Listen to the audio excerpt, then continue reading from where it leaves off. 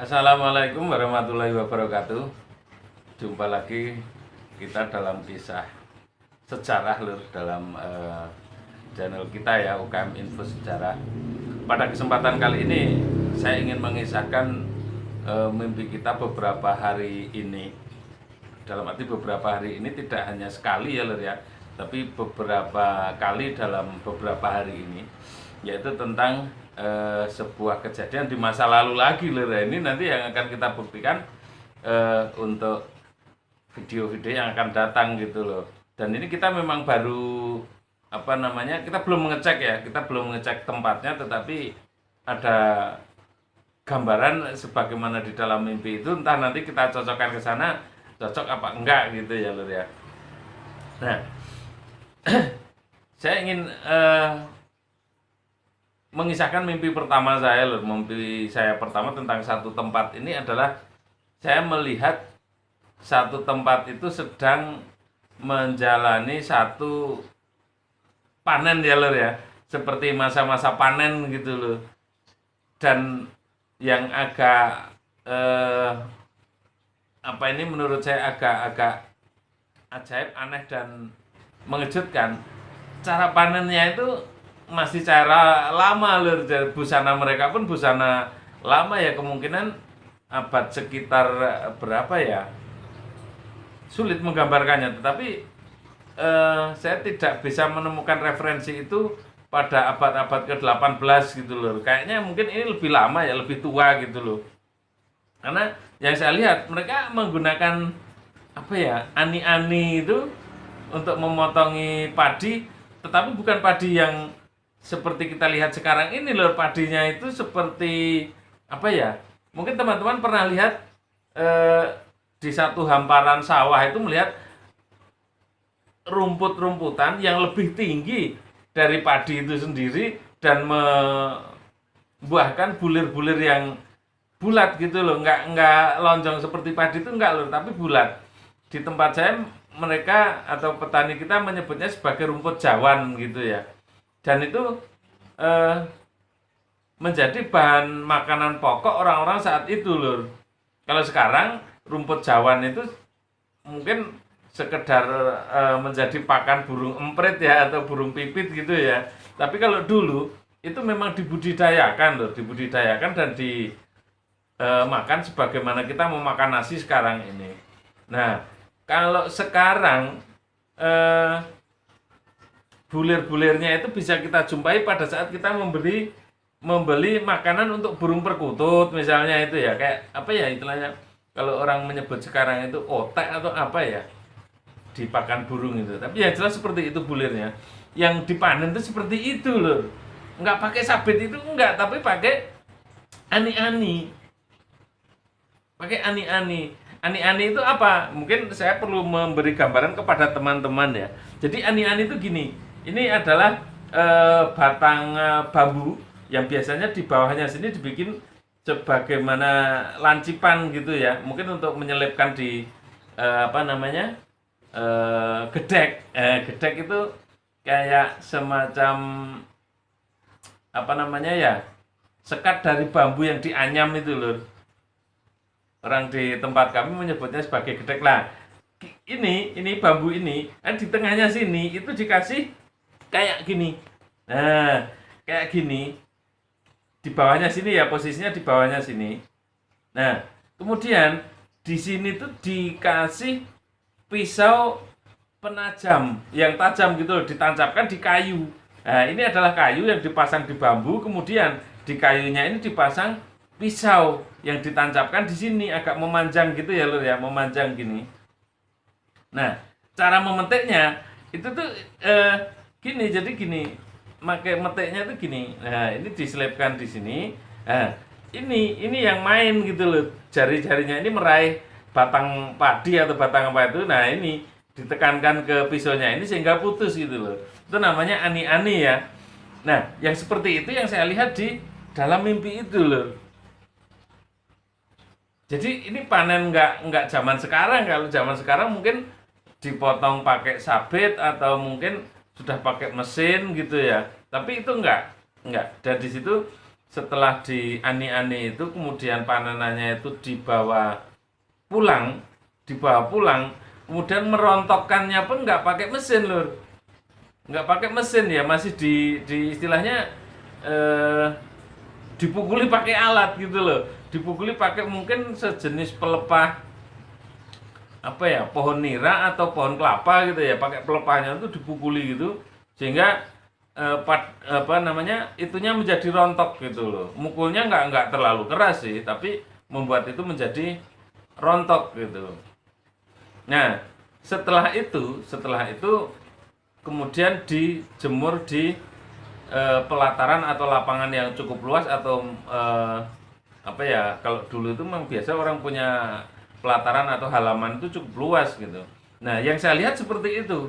Kemudian setelah itu selesai, maka hari berikutnya itu saya melihat orang-orang seperti mengumpulkan hasil panen itu setelah dijemur gitu ya, setelah dijemur menjadi kering dikumpulkan, kemudian ditumbuk secara bersama-sama gitu ya.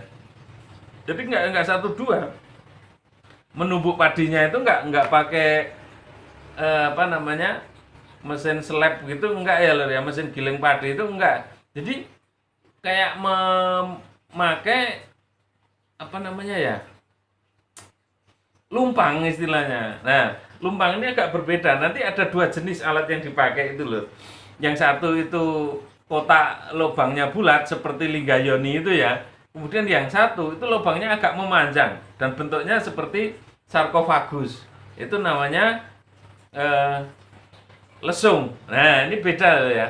Kalau lumpang itu lubangnya di tengah membulat gitu, kemudian ditumbuk juga pakai alu.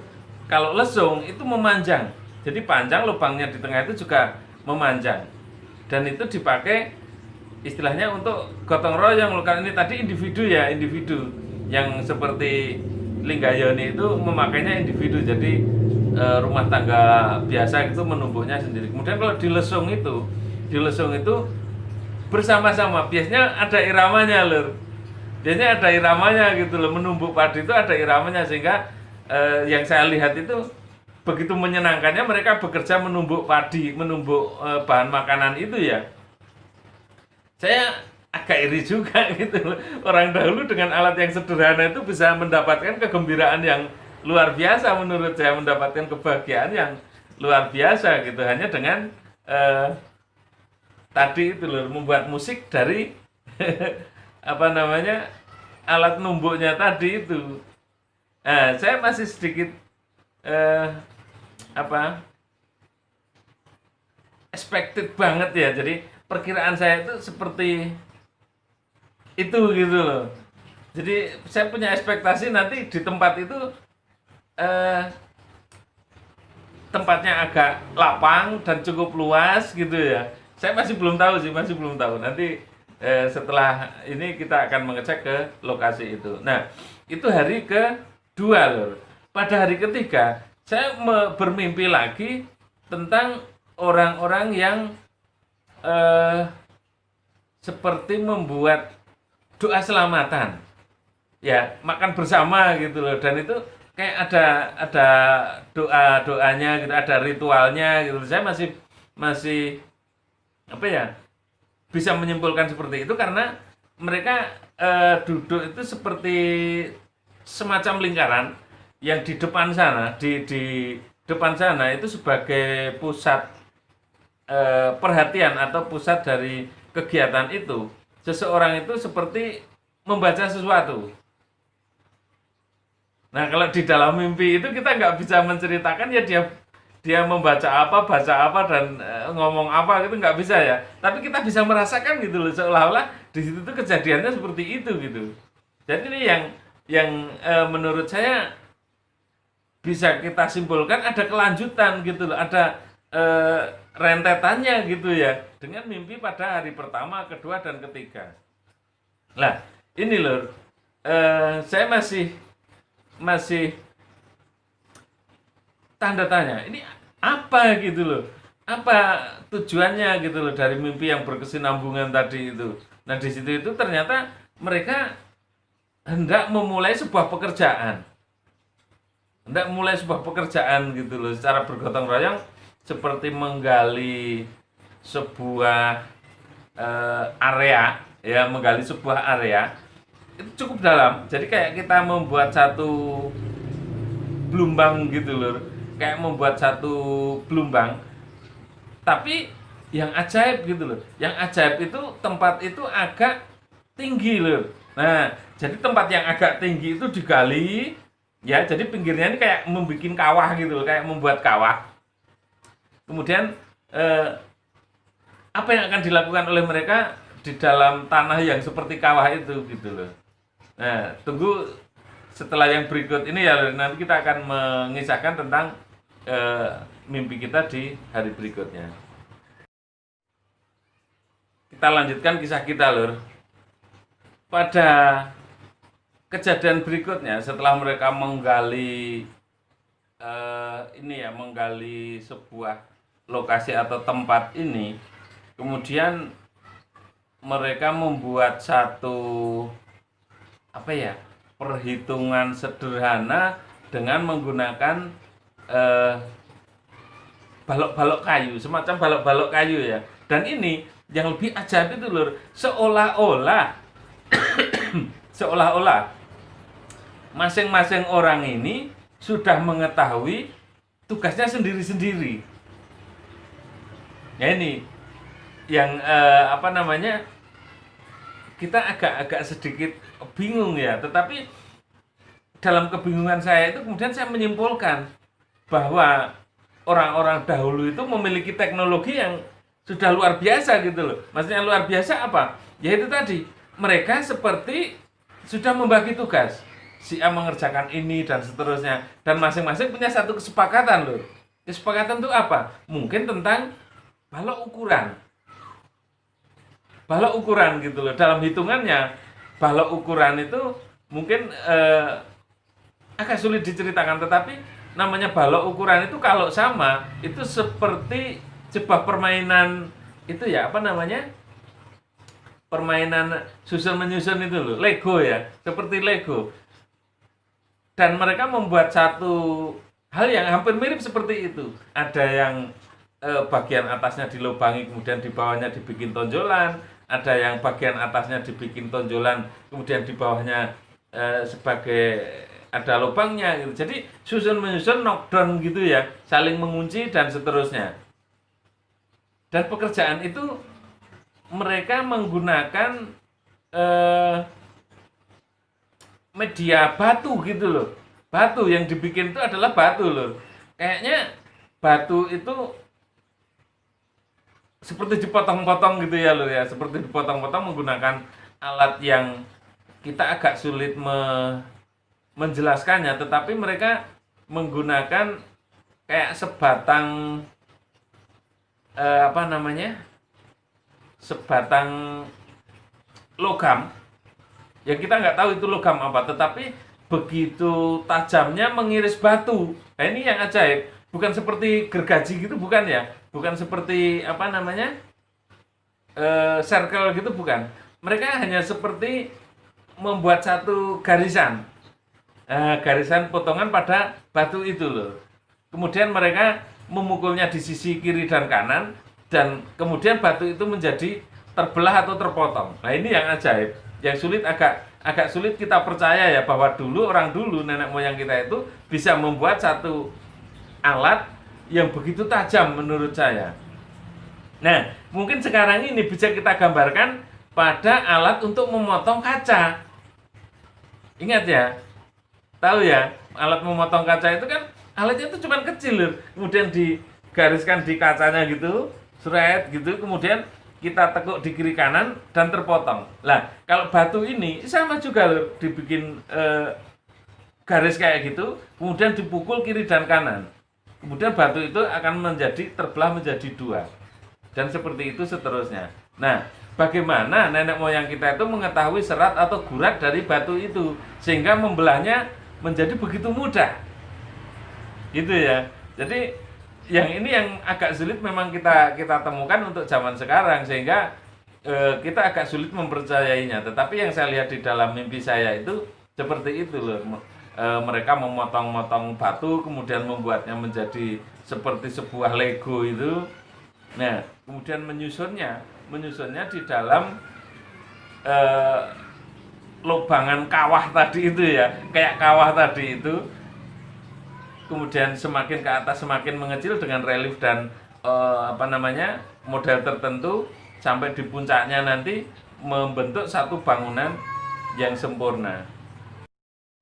Mohon maaf karena ada gangguan ya Lur ya. Kita lanjutkan lagi kisah kita. Nah, ini ya, para pekerja itu mengerjakan satu pekerjaan yang sebenarnya cukup rumit, akan tetapi karena mungkin sistem atau cara kerjanya ini sudah pada dipahami oleh semua orang yang terlibat di situ, maka pekerjaan itu seperti pekerjaan individual. Nah, ajaibnya pekerjaan masing-masing itu setelah digabungkan menjadi satu, itu akhirnya membentuk satu bangunan loh.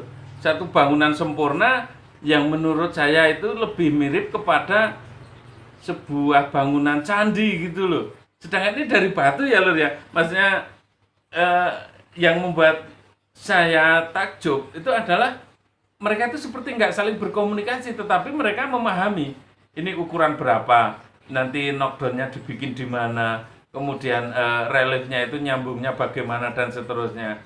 Gambarnya itu seperti apa istilahnya ya, gambar yang mau ditempelkan di dalam batu itu berwujud relief itu seperti apa. Nah itu seperti orang-orang ini sudah saling memahami gitu loh.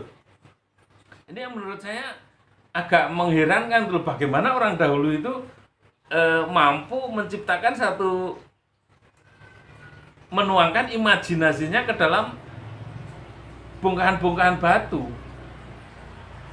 gitu ya. Dalam bongkahan-bongkahan batu itu mereka menciptakan satu semacam kisah, semacam cerita yang di situ nanti dengan harapan akan dilihat oleh anak cucu dan seterusnya gitu loh.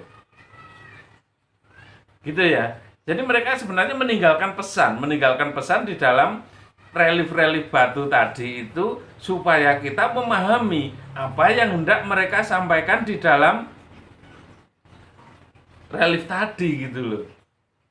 Ini adalah bahasa ya. Jadi bahasa itu yang saya pahami adalah bahasa lisan. Bahasa lisan itu nanti akan berubah-ubah, akan mengalami banyak perubahan. Ya contohnya bahasa pada saat saya kecil dengan bahasa saya sekarang, bahasa Jawa sekarang itu sudah berubah. Contoh ya, bahasa pada Orde Baru masih menggunakan ejaan lama, tapi kemudian Orde Baru ke sini itu sudah menggunakan ejaan baru. Nah itu juga beda. Maka untuk mengatasi hal-hal seperti ini, nenek moyang kita itu menggunakan bahasa visual. Bahasa visual ya Lur ya. Jadi bahasa yang dipahami lewat orang melihat gitu loh. Dengan kalau huruf itu juga sering berganti Lur. Sering banyak berganti ya. Dulu ada huruf Palawa. Rata-rata huruf Palawa itu disertai dengan bahasanya adalah bahasa Sanskerta atau bahasa Jawa kuno atau Kawi ya, bahasa Kawi. Kemudian setelah kesini ada bahasa Jawa baru dan seterusnya. Kemudian ada lagi di situ itu juga tentang perubahan bukan hanya huruf Lur. Apa namanya ya? Tata bahasa. Nah, tata bahasa itu juga membuat satu perbedaan yang sangat jelas gitu loh. Belum lagi di situ nanti ada lagi yang namanya bukan tentang bahasanya, tetapi tentang pemaknaan ya. Pemaknaan itu juga beda. Seperti kita katakan ya, kita mengetahui air gitu ya. Kalau di Bandung cai gitu. Kalau di Kalimantan danum gitu istilahnya ya. Nah ini agak berbeda gitu loh, agak berbeda, pemaknaannya berbeda. Maka ketika orang menggunakan satu gambar, air itu cukup digambarkan sebagai gelombang-gelombang gitu. Nah, itu jelas semua orang akan menerjemahkan itu sebagai air. Dalam bahasa visual ya. Dari dulu sampai sekarang yang menggelombang itu hanya air gitu. Nah, ini yang kecerdasan orang-orang nenek moyang kita dulu itu loh, yang sulit kita pahami gitu loh. Mereka menggunakan bahasa universal dan melintasi batas waktu yang diharapkan, melintas waktu gitu loh, melintas waktu dan wilayah gitu loh. Semua orang memahami kalau itu adalah air gitu, misalnya. Nah, itu yang kita salut benernya. Belum lagi nanti ketika nenek moyang kita itu membuat satu pesan moral, mungkin pesan spiritual, itu juga digambarkan di dalam relief-relief itu menggunakan gambar-gambar atau sesuatu yang akan dipahami juga secara universal. Gitu ya. Jadi bagaimana kita memperlakukan alam misalnya, itu banyak ditemukan. Ketika nenek moyang kita memberi gambaran tentang kehidupan. Nah, itu biasanya yang paling umum di dalam candi itu digambarkan seperti sebuah vas bunga, kemudian ada tangkai kiri kanannya, terus gitu ya, dan itu seimbang kiri dan kanan. Itu adalah bahasa penggambaran bahwa baik dan buruk itu selalu bersandingan ya. Istilahnya selalu ada di berasal dari satu titik. Selalu seimbang kiri dan kanan gitu loh. Karena memang seperti halnya kita pahami, segala sesuatu di dunia ini memang ada dua loh, ada dua macam gitu loh. Ada bahagia dan sengsara, ada malam, ada siang, ada hitam, ada putih, gitu ya. Ada baik, ada buruk, dan seterusnya. Ada laki-laki, ada perempuan, dan seterusnya, seperti itu. Nah, ini yang hendak disampaikan oleh nenek moyang kita bahwa sebaiknya di dalam hidup kita itu selalu menggunakan prinsip keseimbangan tadi loh. Kita harus memikirkan tentang dunia, begitu juga kita harus memikirkan tentang akhirat. Tidak bisa kita hanya melakukan pemikiran mengerjakan pekerjaan akhirat tanpa melakukan pekerjaan dunia gitu loh. Walaupun ada juga orang yang melakukan hal tersebut. Begitu juga sebaliknya ya, ada yang hanya memikirkan akhirat, begitu juga ada orang yang hanya memikirkan dunianya. Mereka lupa tentang akhiratnya gitu loh. Dan ini sebenarnya di dalam satu ajaran agama apapun, itu selalu ada keseimbangan seperti itu. Karena di dalam setiap agama itu punya satu kesamaan loh, yaitu apa? Dunia adalah tempat untuk menanam. Kemudian kita akan menuainya di akhirat nanti. Yang seperti itu dituangkan di dalam banyak kitab-kitab dari berbagai agama yang kita ketahui. Gitu loh. Dan itu seperti halnya dalam mimpi saya itu loh, itu dituangkan di dalam bentuk relief-relief batu. Nah, saya masih belum tahu ya di sana itu nanti bentuknya reliefnya seperti apa, gitu belum tahu, atau mungkin kita bisa menemukan atau tidaknya kita juga belum tahu. Tetapi saya yakin berdasarkan apa yang terjadi pada masa lalu, maksudnya kejadian-kejadian dalam diri saya atau dalam mimpi-mimpi saya, itu biasanya di tempat seperti itu memang akan ada sesuatu yang bisa kita temukan gitu loh. Entah apa ini yang akan kita temukan, karena mimpi saya itu cenderung lebih spesifik gitu loh, seperti membuat satu bangunan dan lokasinya itu seperti saya katakan tadi itu cukup tinggi, walaupun mungkin di sekitarnya itu ada yang tempat lebih tinggi ya lur ya. Kemudian datarannya agak cukup luas di ketinggian itu, kemudian di tengah-tengah itu ditemukan bangunan dan tidak terlalu jauh dari situ ada sebatang kali yang mengalir, sungai yang mengalir gitu ya lur ya. Karena selalu kita temukan sumber air di dekat bangunan-bangunan seperti itu gitu loh. Tapi kita masih belum melihatnya, belum membuktikannya, kita belum mensurvei atau mengunjungi tempat itu. Nah, nanti pada waktu-waktu berikutnya kita akan mengunjungi tempat itu untuk melihat seperti apa realnya gitu loh. Pada kesempatan yang lalu kita sudah mengisahkan ya penemuan candi di pemakaman kuno gitu ya, atau makam di reruntuhan candi gitu. Nah, itu setelah kita ziarah kemudian kita menemukan batuan-batuan candi di situ, dan ini juga belum kita lanjutkan loh, tetapi ini keburu menyusul kisah ini gitu loh. Nanti akan kita lanjutkan di kisah ini, kemudian kita akan balik lagi ke penemuan candi di daerah Pucang Gunung, Kecamatan Secang ya, bukan Gerabak, bukan Tegalrejo, tapi Secang ternyata loh.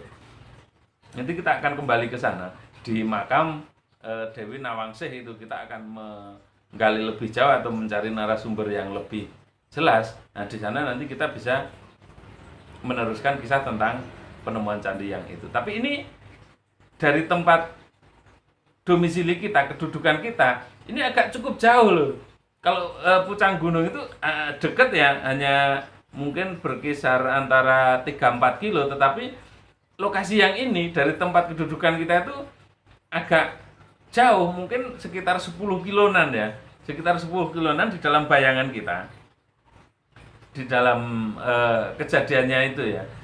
Itu 10 kilonan. Dan ini tempatnya adalah ke kiri dan ke kanan dengan penemuan candi yang pertama itu loh. Jadi ini memang menurut saya agak sedikit agak sedikit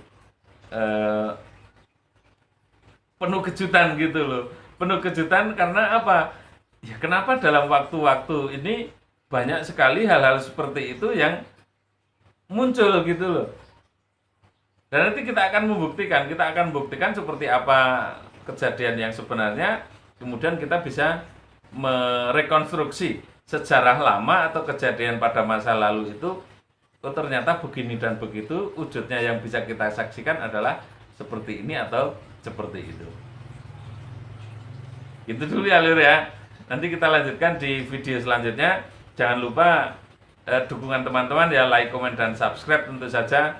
Dan tonton sampai penuh supaya teman-teman tidak hanya penasaran, tapi bisa menemukan jawaban dan mungkin hal-hal yang bisa teman-teman petik dari